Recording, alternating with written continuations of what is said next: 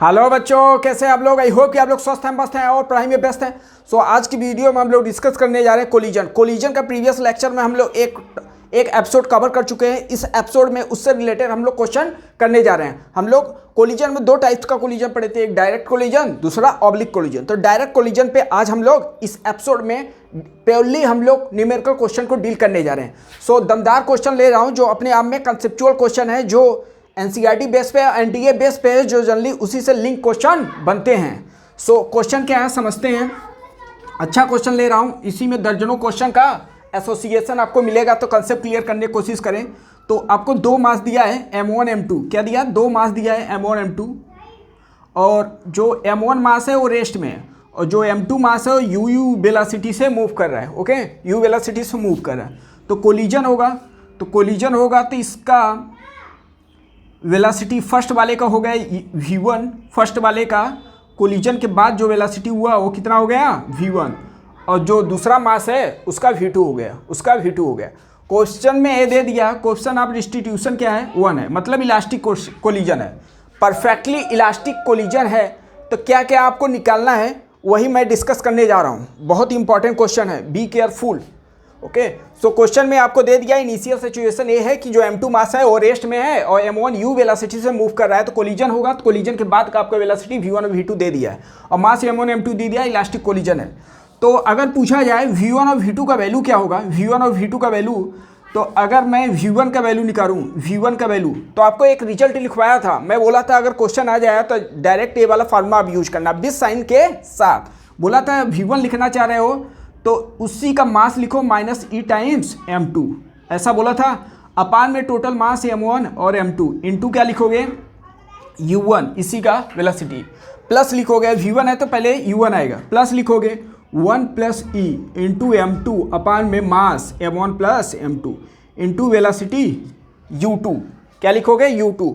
U2 अपना 0 है, question में दे दिया U2 अपना ए रेस्ट में है, तो ये पूरा पोर्शन क्या हो गया, 0, पूरा पोर्शन क्या हो गया, 0। अब इन सब में वैल्यू रखते हैं, अगर वैल्यू रखा जाए तो क्या मिलेगा बेटा, चेक करें एक बार। तो अगर सॉल्व करें हम लोग तो क्या मिल गया, M1 ई का वैल्यू 1 रखते थे, M1 माइनस M2 अपान में क्या लिखेंगे, M1 plus M2 into initial velocity u दिया, तो इनिशियल वेलोसिटी हम लोग क्या लिए u। तो कोलिजन के बाद जो वेलोसिटी आया वो पहले वाले स्फीयर, पहले वाले ब्लॉक में जो स्पीड आया वो दिस आएगा। अगर पूछा जाए v2 का वैल्यू, तो v2 का भी वैल्यू ऐसे लिखो आप, जब v1 लिख रहे हैं तो M1 था, जब v2 लिख रहे हो तो क्या लिखोगे, M2 माइनस ई टाइम ई का वैल्यू 1 है, अब डायरेक्ट मैं वैल्यू अपान इंटू लिखोगे M1। अब फार्मूला चेक करते रहे, अपान में क्या लिखेंगे, total mass M1 plus M2 into क्या लिखोगे, U2 अपने आप में क्या है, 0, पूरा हो जाएगा 0, प्लस लिखेंगे 1 प्लस ई का वैल्यू 1 है, इंटू क्या लिखेंगे, यहाँ पे U2 था तो यहाँ पे क्या आएगा U1, और U1 मास कितना होगा इसका, M1 इंटू क्या हो जाएगा U, अपान में क्या लिखोगे, M1 प्लस M2, चेक करें इतना होगा कि नहीं, ये पूरा पोर्शन हो गया 0। तो यहाँ से जब V2 का वैल्यू हम लोग सॉल्व करेंगे बेटा तो क्या आ जाएगा, 2M1 U अपान में क्या लिखेंगे, M1 प्लस M2।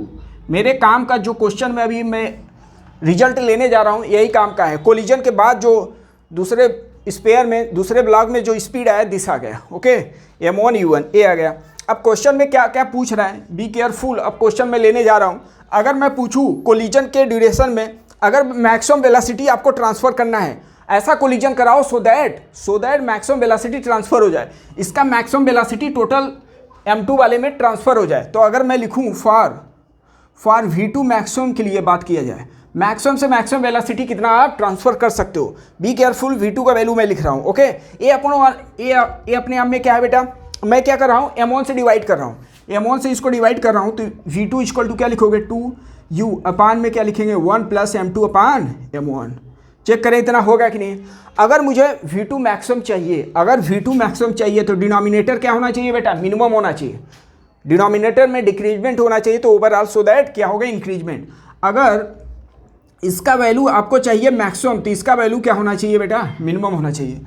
तो मैं ऐसा बोल सकता हूँ, इसको मिनिमम आपको करना है, इसको डिनोमिनेटर को मिनिमम करना है, तो आप बोल सकते हो कि जो M1 का वैल्यू काफ़ी ग्रेटर होना चाहिए M2 के कंपेयर में। चेक करें एक बार, अगर M1 का वैल्यू बहुत अधिक हो गया तो ये क्या हो जाएगा, ये पूरा वैल्यू क्या हो जाएगा, कम हो जाएगा। अगर कम हुआ तो 1 अपान समथिंग कम हो जाएगा, इंक्रीजमेंट हो जाएगा। तो चेक करें m2, या ऐसे भी आप लिख सकते हो, या ऐसे लिख लो, मुझे क्या चाहिए कि m2 अपान में m1 है, मुझे इसको मिनिमम करना है, उसको क्या करना है, मिनिमम करना है। तो अगर इसको मिनिमम करना है तो आप बताओगे कि m2 का वैल्यू क्या होना चाहिए, कम होना चाहिए, और m1 काफ़ी ग्रेटर होना चाहिए। ऐसे ही तो लिखोगे जो मैं लिखा था। सो अगर ऐसा सिचुएशन हुआ तो इसका वैल्यू डिनोमिनेटर क्या हुआ, इंक्रीजमेंट, तो ओवरऑल क्या होगा, डिक्रीजमेंट, 1 अपान डिक्रीजमेंट हो गया इंक्रीजमेंट। सो बहुत बार एग्जाम में आपसे क्वेश्चन पूछता है, अगर मैक्सिमम वेलोसिटी आपको ट्रांसफर करना है तो उस केस में क्या होना चाहिए, m1 ग्रेटर देन m2 या लेस देन m2, ये कंडीशन होना चाहिए। तो आई होप कि आपको क्लियर हुआ। अगर क्वेश्चन कहीं आ रहा है कि मैक्सिमम वेलोसिटी ट्रांसफर करना है तो m1 का वैल्यू m2 के कंपेयर में क्या होना चाहिए, बहुत अधिक, जितना अधिक होगा उतना आपको मैक्सिमम वेलोसिटी ट्रांसफर होगा। ओके, तो एक तो रिजल्ट ये आ गया। अब इस क्वेश्चन में दूसरा पार्ट मैं ले रहा हूँ, मैक्सिमम वेलोसिटी, पहला पार्ट था मैक्सिमम वेलोसिटी ट्रांसफर करने के लिए क्या टर्म कंडीशन होना चाहिए, क्या होना चाहिए, m1 का वैल्यू m2 के कंपेयर में क्या होना चाहिए, अधिकतम। अब मैं बोलूँ अगर मोमेंटम आपको मैक्सिमम चाहिए तो उसका रिजल्ट क्या होगा, काइनेटिक एनर्जी मैक्सिमम चाहिए तो उसका क्या रिजल्ट होगा। तो यही सब हम लोग डिस्कस करने जा रहे हैं। तो अगर पूछा जाए आपसे, ये सब कैलकुलेशन तो हम लोग कर लिए हैं, ये रिजल्ट आपको याद होना चाहिए, यही वैल्यू मिला था।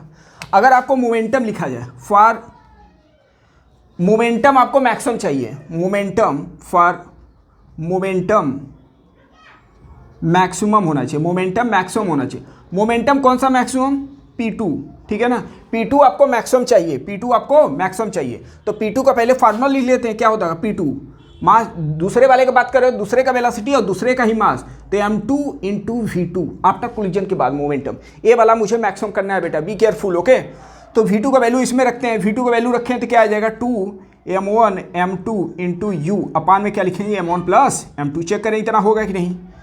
अच्छा, m1 इंटू यू, ये अपने आप में क्या है, मोमेंटम किसका, पहले वाले स्पेयर का, पहले वाले ब्लॉक का। तो इसको मैं लिख सकता हूँ ऐसा, 2 और ये हो जाएगा m2 इंटू P1, अपान में क्या लिखेंगे, m1 प्लस m2। चेक करें इतना होगा कि नहीं। अगर m2 से हम लोग, अब इसको मुझे मैक्सिमम ऐसा कुछ दिखाना, तो इसको मैं ऐसे लिखना चाह रहा हूँ, 2P1 अपान में क्या हो जाएगा, 1 प्लस m2 से डिवाइड कर रहा हूँ, 1 प्लस m1 अपान m2। चेक करें इतना होगा कि नहीं।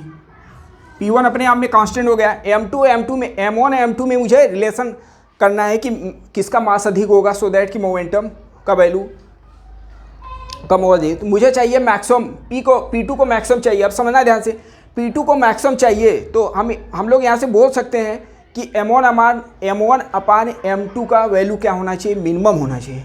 इसका वैल्यू मिनिमम होगा तभी तो आपको P2 मैक्सिमम मिलेगा। ये मिनिमम कब होगा, जब m2 का वैल्यू क्या होगा, अधिक होगा। तो यहाँ से मैं लिख सकता हूँ फॉर P2 मैक्सिमम के लिए, ठीक है, P2 मैक्सिमम के लिए हम लोग क्या लिख सकते हैं, देखते रहें आप लोग।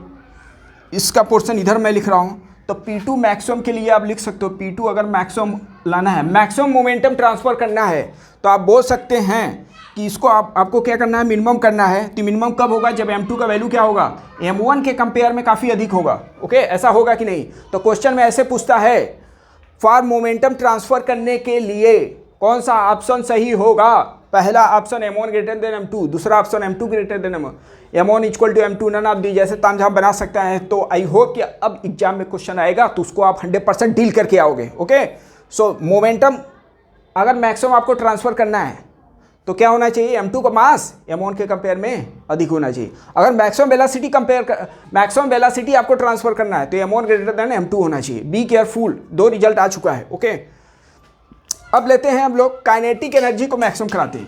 किसको, काइनेटिक एनर्जी को। अब लिखते हैं काइनेटिक एनर्जी को अगर ट्रांसफ़र कराना है तो काइनेटिक एनर्जी अगर बोला जाए ट्रांसफ़र कराना है तो दूसरे में ट्रांसफ़र कराना है तो दूसरे का हम लोग क्या लिखेंगे, काइनेटिक एनर्जी।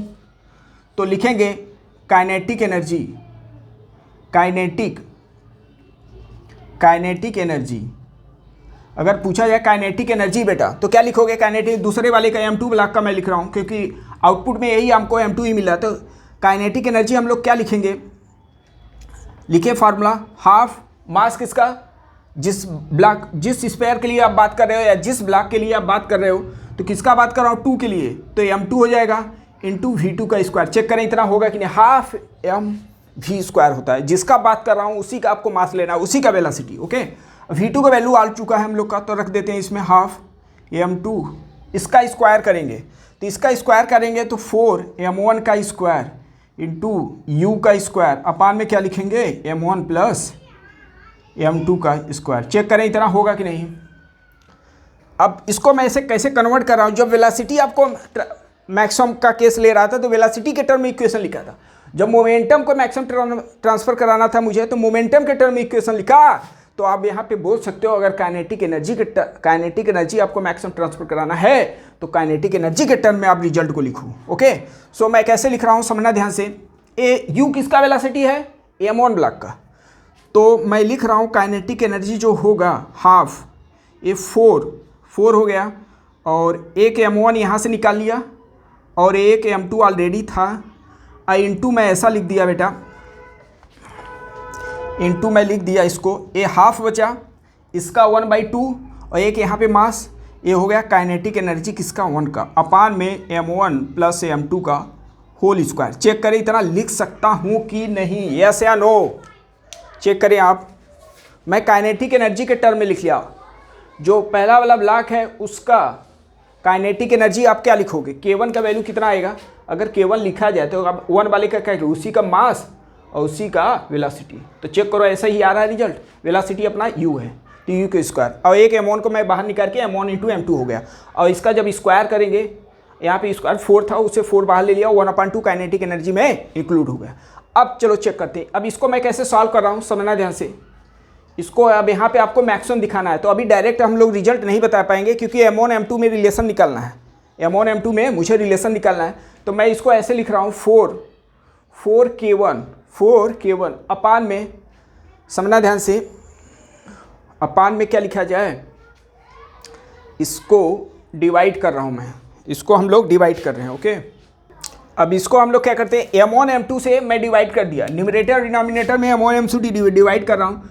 तो समझना ध्यान से, इसको मैं ऐसा लिख सकता हूँ 1 अपान में m1 m2 और m1 प्लस m2 का होल स्क्वायर, ऐसा लिखा जा सकता है। इसको इन साइड में ले रहा हूँ और स्क्वायर के अंदर में लेके जा रहे हो आप, तो कैसे कन्वर्ट होगा, 4k1 अपान में क्या लिखेंगे, m1 m2 से अगर डिवाइड किया जाए तो क्या बनेगा, समझना ध्यान से, m1 अपान में अब अंडर रूट, अब जब स्क्वायर के अंदर में जाएगा तो रूट के टर्म में जाएगा, m1 m2 प्लस m2 अपान में अंडर रूट में m1 m2। तो आप थोड़ा मैथमेटिकली इसको समझने का कोशिश करो कि मैं इसको 1 अपान m1 m2 को स्क्वायर के अंदर लेके गया, तो जब स्क्वायर से बाहर निकालोगे तो स्क्वायर उस पर ऑपरेट होगा, तो स्क्वायर जब ऑपरेट होगा तो बाहर क्या मिलेगा, 1 अपान में m1 m2 मिलेगा कि नहीं इतना। तो अब इसको और सिंप्लीफाई करते हैं, तो एक बार आपको कन्वर्जन समझना है कैसे, अंदर जब जाएगा तो रूट में कैसे जाएगा, बिकॉज जब बाहर आएगा तो रूट रिमूव हो जाएगा। ओके, तो 4k1 इसको मैं कैसे लिख रहा हूँ, इसको अंडर रूट से ऊपर नीचे मल्टीप्लाई करो तो क्या बन जाएगा अपना, अंडर रूट ऊपर से मल्टीप्लाई तो m1 अपान में m2, और इधर क्या बनेगा, रूट में m2 अपान में m1। चेक करें इतना बनेगा कि नहीं। ओके, इतना बनेगा कि नहीं। अब इसको मैं कैसे लिख रहा हूँ समझना ध्यान से, और आपको दिखाने के लिए कि कैसे मैक्सिमम होगा। अभी डायरेक्ट हम लोग रिजल्ट नहीं बता पाएंगे कि अभी मैक्सिमम के लिए टर्म कंडीशन क्या होगा m1 m2 रिलेशन में। तो मैं ऐसे लिख रहा हूँ 4k1 अपान में ऐसा लिख रहा हूँ m1 अपान में m2, माइनस लिख रहा हूँ अंडर रूट में m2 अपान में m1 का होल स्क्वायर मैं लिख दिया, होल स्क्वायर लिख दिया। मुझे चाहिए a प्लस बी का होल स्क्वायर, तो इसमें क्या करना पड़ेगा, 4 माइनस बनेगा तो यहाँ पे लिखना पड़ेगा 4 और रूट में आप लिखोगे, रूट में यही वैल्यू लिख लो m1 अपान में m2 इंटू क्या लिखेंगे, रूट में m2 अपान में m1। चेक करें इतना लिख सकता हूँ कि नहीं, यस या नो। ओके, अब मुझे चाहिए काइनेटिक एनर्जी। अब यहाँ से बेटा डायरेक्ट आप तो ऑब्जर्वेशन में आपको थोड़ा पता चल रहा होगा, ऑब्जर्व अगर इसको किया जाए, इस इक्वेशन को ऑब्जर्व किया जाए, अगर इसका आपको मैक्सिमम वैल्यू चाहिए, तो इसका डिनोमिनेटर क्या होना चाहिए, मिनिमम। यहाँ पे अभी डिनोमिनेटर में मिनिमम वैल्यू हम लोग नहीं बता सकते, लेकिन यहाँ पे हम लोग बता सकते हैं डिनोमिनेटर का मिनिमम वैल्यू क्या हो सकता है। स्क्वायर का मिनिमम वैल्यू क्या होगा, 0 हो सकता है। तो इसका मतलब इसका वैल्यू क्या होना चाहिए, ये दोनों अपने आप में इक्वल होना चाहिए। ये अपने आप में दोनों, अगर ये दोनों इक्वल हुआ तो सेम माइनस सेम क्या हो जाएगा, जीरो। इसका मिनिमम से मिनिमम वैल्यू क्या हो सकता है, जीरो हो सकता है। तो अब यहाँ पे लिखेंगे हम लोग, अब क्या लिखेंगे हम लोग, चेक करें एक बार। मुझे चाहिए kinetic energy maximum, kinetic energy maximum. तो लिखोगे के मैक्सिमम होना है, के मैक्सिमम होना है, इसको दूसरे का निकाल रहे हो तो काइनेटिक एनर्जी K2 आप लिखते रहे, समझ में आता रहेगा। जो ट्रांसफ़र हुआ K2 का काइनेटिक एनर्जी, दूसरे वाले ब्लॉक का हम लोग काइनेटिक एनर्जी निकालना है। तो K2 मैक्सिमम होने के लिए आप क्या बोलोगे, अंडर रूट में m1 अपान में m2 माइनस अंडर रूट में m2 अपान में m1, ये क्या होना चाहिए, जीरो। इसको जैसे ही करेंगे तो क्या बन जाएगा, m1 अपान में m2 इक्वल टू m2 अपान में m1। क्रॉस मल्टीप्लाई करोगे root m into root m हो जाएगा। तो इसका मतलब ये निकला, अगर मैक्सिमम काइनेटिक एनर्जी आपको ट्रांसफ़र करना है तो इस बार जो रिजल्ट आया बेटा, दोनों का मास क्या होना चाहिए, इक्वल होना चाहिए। जबकि इसके पहले हम लोग रिजल्ट लेस देन इक्वल में आ रहा है। सो आई होप कि एक ही क्वेश्चन से 3 आपको रिजल्ट लेके आया, जो अपने आप में बहुत ही दमदार, बहुत ही क्रूशियल क्वेश्चन है। और देखना, गारंटी के साथ बोल रहा हूँ, NTA तब नीट और JEE बहुत बार ये सब क्वेश्चन पूछ चुका है। सो अगर इस बार अगर एग्जाम में आया ऐसा क्वेश्चन तो आई होप कि उसको करके आओगे आप। ओके, सो इस वीडियो में मेरा मकसद था एक ही क्वेश्चन को आपको लेके प्रॉपरली उसको एक्सप्लेन करना। आई होप कि आपको क्लियर हुआ। अगर डाउट हो तो आप कमेंट्स करिए। इसका रिमेनिंग पोर्शन हम लोग नेक्स्ट लेक्चर में कवर करेंगे। तब तक के लिए जय हिंद, जय भारत।